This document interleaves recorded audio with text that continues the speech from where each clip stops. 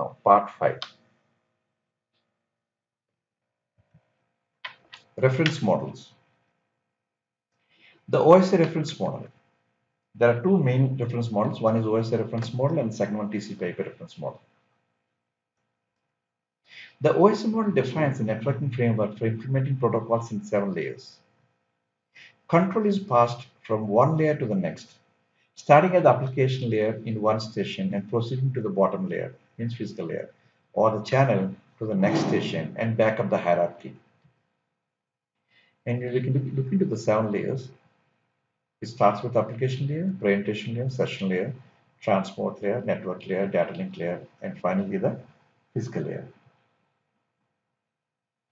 The physical layer describes the physical properties of the various communication media, defines the type of transmission medium, its representation of bits, data transfer rate, synchronization of bits, physical topology, and the data link layer deals with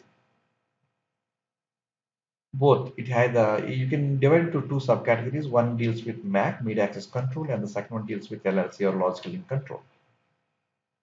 And then comes framing. Of course, we have both two types of framing, fixed framing and variable framing.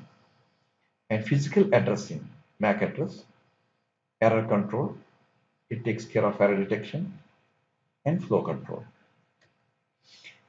And coming to the network layer, it is responsible for the delivery of individual packets from the host, source host to the destination host.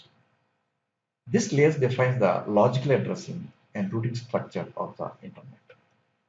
This is one of the most very important layer in internet. Then comes the transport layer. It describes the quality and nature of the data delivery. This layer deals with end-to-end transmission. It supports error control and flow control, segmentation and reassembly.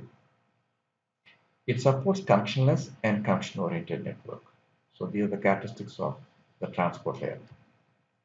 Coming to session layer, it establishes, maintains, and synchronizes the interaction among communicating systems. It is responsible for dialog control and synchronization. Simplex, duplex, and full duplex, they comes under this dialog control. Simplex is one way, duplex is two-way, and full duplex is two-way simultaneous. And the presentation layer. This layer is concerned with the syntax and semantics of the information exchange between two systems. It describes how translation, encryption, and compression takes place. Application layer. We have various protocols in this application layer that including file transfer protocols. Users can access, retrieve, and manage files on a remote computer. Mail services, email forwarding and storage facilities. Directory services. It provides distributed database sources and access for global information about various objects and services. Now, the second reference model, TCP/IP reference model. This TCP/IP protocol suite was defined as having 4 layers. We can see the comparison between the 7 layers and 4 layers. The physical layer and data link layer combined as a link layer or a hosting layer. And network layer is referred as internet in TCP/IP, and transport layer is referred as transport in TCP/IP, whereas application presentation session, these three are combined as application layer in TCP/IP. So you have host network layer, you have internet layer, transport layer, and application layer in TCP/IP. Host network layer, physical and data link layer. TCP/IP does not define any specific protocol. It supports all the standard and proprietary protocols. And you can see once more the differences and the comparison between the TCP/IP model and the OSI model. We have various protocols on the right side. Ethernet, token ring, frame relay, ATM. These things we'll see in the next slides, in the next units also. All these protocols we discuss in this computer networks. Now, the networking protocol. The Internet-Networking Protocol or IP is a transmission mechanism. It is unreliable and connectionless protocol. IP is a host-to-host protocol, meaning that it can deliver a packet from one physical device to another physical device. It transports data in packets called datagrams, each of which is transported separately. They never travel on the same line. And coming to the transport layer, you have two protocols. One is TCP and second one is UDP. UDP and TCP are process-to-process protocols responsible for delivery of messages from a process to another process.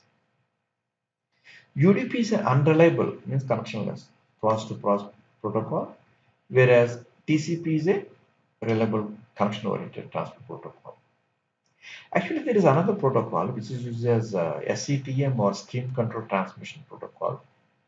This is actually a hybrid. It combines the best features of UDP and TCP.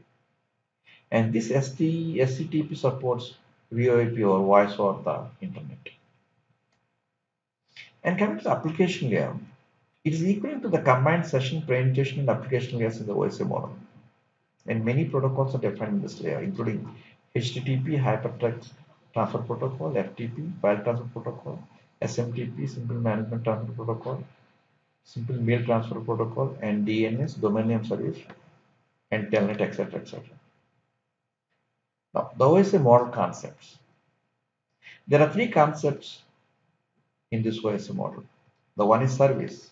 In OSI model, each layer performs some services to the other layer above it. The service can be program, routine, or process that performs a specific system function to support other programs. An interface. A layer's interface tells the process above it how to access it.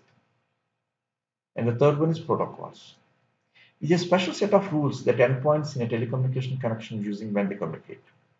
In other words, protocol is an agreed upon format for transmitting data between two devices. Then comes the world's first ARPANET. The ARPANET was the world's first operational packet switching network.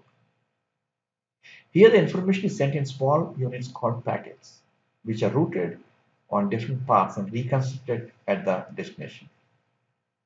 This was the basis for the internet, and the first permanent ARPANET link was established in 1969, November 21st. This ARPANET consists of mini computers called IMPs, Interface Message Protocol Process. They are connected by 56 kbps transmission lines. And they are the main source of computers which transmit data in between one PC to other PC or one computer to other computer. Every IMP is connected to at least two other IMPs for higher reliability, so that if even one IMP fails, it automatically reroutes through the second IMP. So if some of the lines for IMPs were destroyed, messages could be automatically rerouted along the alternate paths. And the software address was split into two parts, subnet address and host address. And ARPANET was decommissioned in 1990. The internet is a vast collection of different networks. It was not planned by anyone and is not controlled by anyone.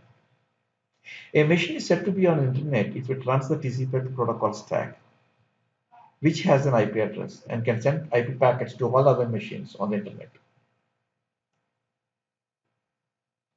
And if you look into the architecture of the internet, a client connects to the ISP using dial-up or broadband via telephone line. Through router modem, these signals are transferred to the ISP's point of presence and get connected to the ISP's real network. And the routers check the packet address. If it is destined to a local host, the packet is delivered to the local host. If it destinates outside the network, then it is handed over to the ISP backbone routers through which the packets are delivered. And NAPs, network access points, were used to connect all the regional backbones run by the operators. You can see in the diagram the NAP which is connecting between two backbones that's at this time. And there are so many backbones in the internet.